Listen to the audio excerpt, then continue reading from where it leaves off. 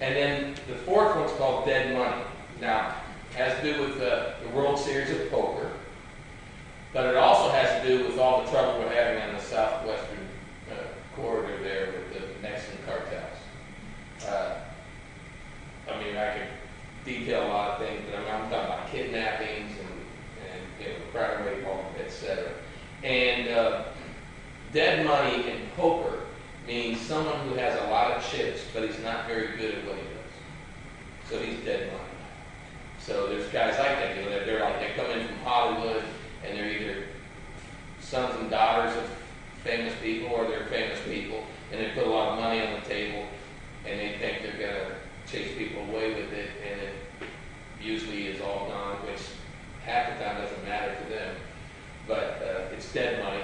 And then that's a play on words, because the Mexican cartels are bringing in their illegally gained funds to launder it during the World Series of money, and they gained a lot of those funds by killing people, so it's dead money. So it's a little play on words there. Okay? And that gives you an idea about the series. And the characters continue throughout. There's one Dagmar, whose nickname is Daga, and Sam. Those are the main characters, that kind of thing. And then there's like the guy that he's more of the observer, the brains, and they're more of the aggressive types, kind of thing. And then I have a fifth book. And I wrote this book shortly after I left the Virgin Islands. And it was because I was upset. And I'll tell you why I was upset. When I read those Ian Fleming books earlier in my lifetime, I had a world map, $1.99 or maybe 99 cents back then, on my bedroom wall. And, I grew up in Cleveland, Ohio, but my parents were from Georgia and South Carolina. And, this is a very suburban, Midwestern type thing. But I would read this book, and he's going to Nassau, Bahamas, and it seemed like the other side of the world, like the most, how far away could that be? And I'd take a pen, of course, we didn't have push pens back then, but I had like a regular thumbtack.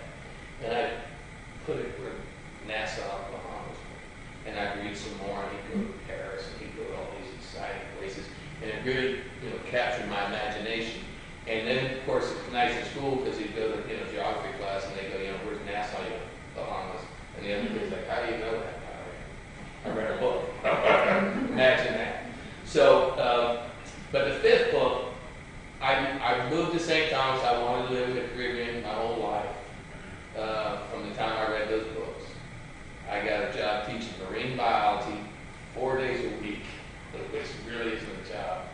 And the fifth day, I was required to go to the beach and collect samples.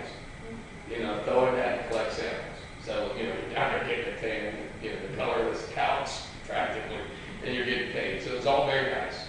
But it's like if you bought like a classic car. It looks so beautiful, it's so nice, and then you open the hood, there wasn't any engine.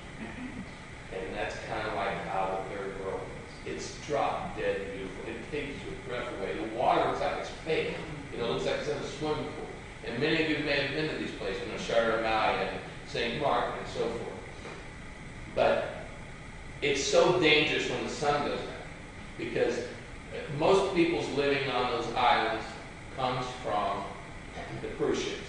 I mean, like sometimes on certain days there might be 10 cruise ships in port. And they go in and they spend whatever the number is, and then they're gone. So you don't have, there's no infrastructure support or anything. All you do is get their money and they leave. And that's like every government's and every business's magic wish. We'll take your money and now you can go home. So, but at night, when the sun goes down, the rules change. It's very dangerous. And not only is it very dangerous, I thought, well, what a wonderful culture. These people are such a mix. They're like a stew.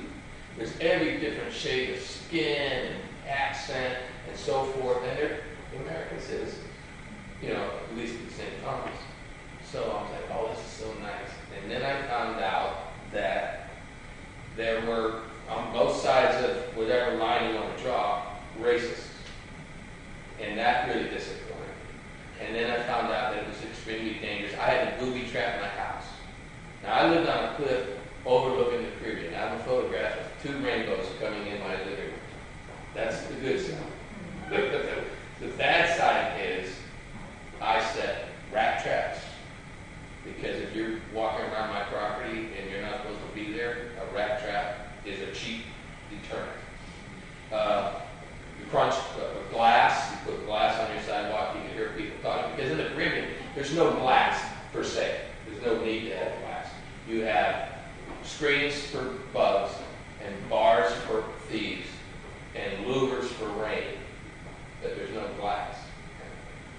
And it just, I felt like, I forget what the TV show was, but there was like, maybe it was Seinfeld. There was like 9 locks on the door, and I was coming from Milton Head. When I moved to St. Thomas, I lived in Milton Head for like 8 or 9 years, and then I moved to St. Thomas, and it like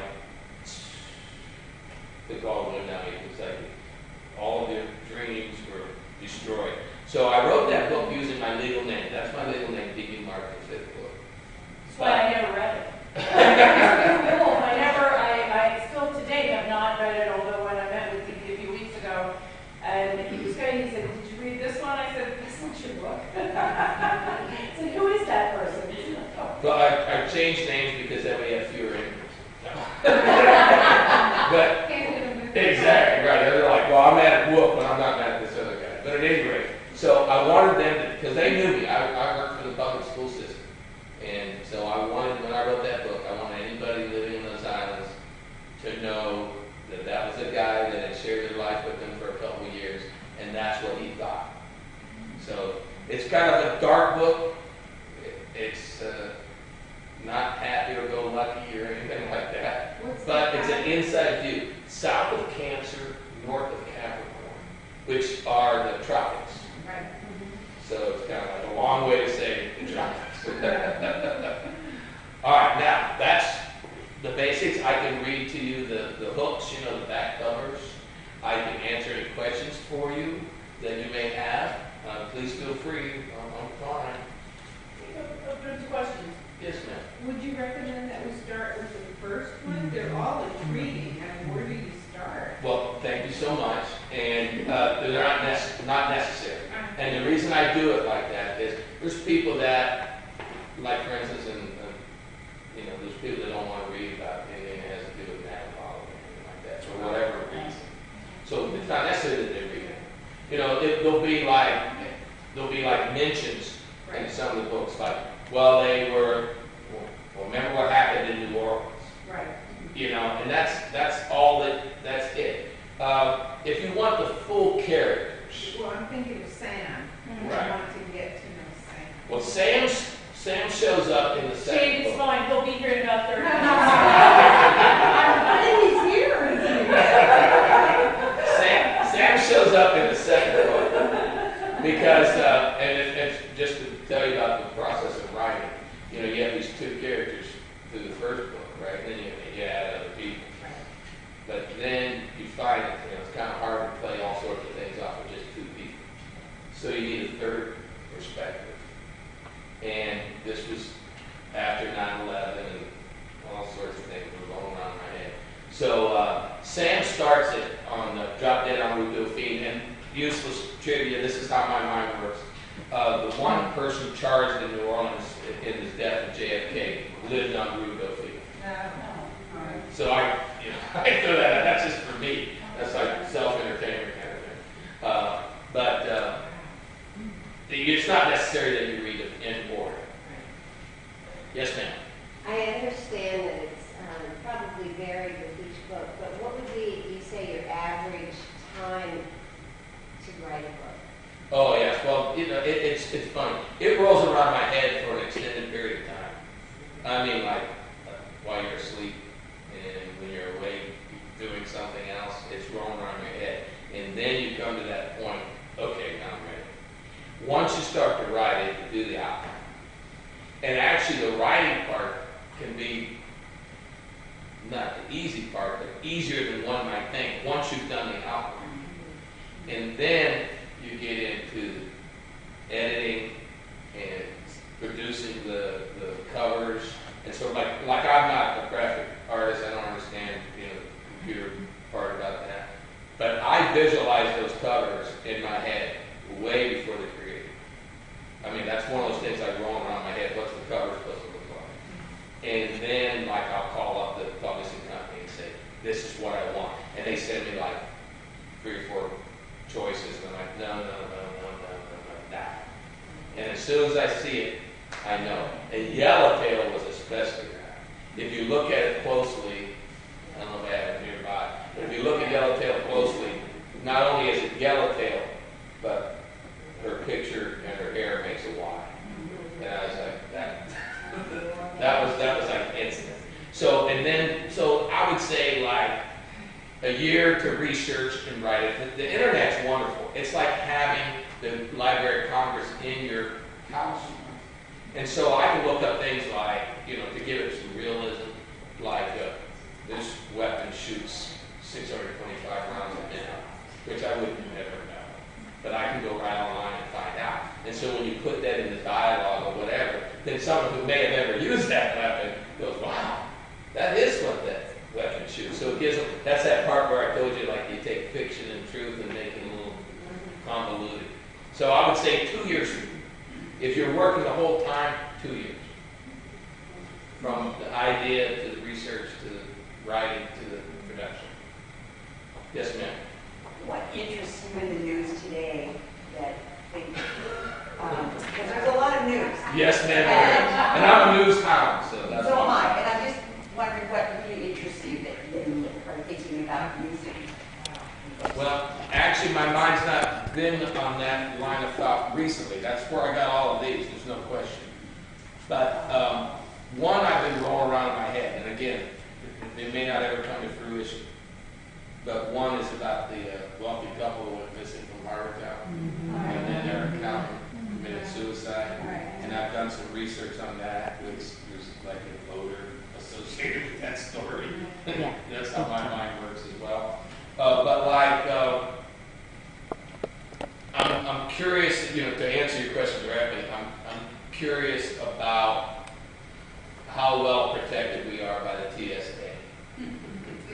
And I mean that because that goes back to like right after 9/11, you went into the airport and you had the 5 National Guardsmen standing on the line with M16s. Okay, once I get on the plane, you're down there and I'm up here. You can't help me anymore. And the terrorists don't come with a sign on their head that says terrorist. Okay, so they do a lot of things to massage you, to make you feel better. But right after 9/11, I saw people with bottles of water, and I had a chemistry physics background, which is kind of strange if you write books. But I saw people with bottles of water, and one of the first lessons you teach in a chemistry class is not everything that looks like water is water. It may be poison, it may be explosive, it may be all those things. You don't test anything by tasting it to find out if it's water. And so I not laughed, but I was chagrined to see it took them 5 years to tell us that we couldn't have water on a plane. And so that runs through, I think I discussed that a little bit through the characters in Yellowtail. It talks about not necessarily water, but some of the airplane plots that were foiled before the 2 that actually were successful from their point of view in 9/11. But I'm wondering about TSA, to be honest with you. But that's just me. Yes, ma'am. Go ahead. One other quick question. Did you read the book by Stephen King, 11/23/63, where he has a character that tries to stop the assassination of Kennedy? You said you were interested in Kennedy. I have not. I've read about, for as many books as he's written, I don't even know the number. I've read about 3 of them. The one down on the key and off of San I don't like any of them, Yeah. except that one. Yes. That one, if you are interested in JFK assassination, that's marvelous. But the rest of them, I don't like at all. But I'm just recommending that. Yeah, well, I would look at what was the name again? It's 11/23/63. It's the Okay, day well, of the day he's assassination. assassinated, absolutely. Yes, ma'am. It's So very, that's it's quite interesting. I like that. Yes, ma'am. I have a question, because I read Yellowtail. Okay. And you gotta tell me, data, is that, Well, it's Spanish, so it's Gala, Data. I mean,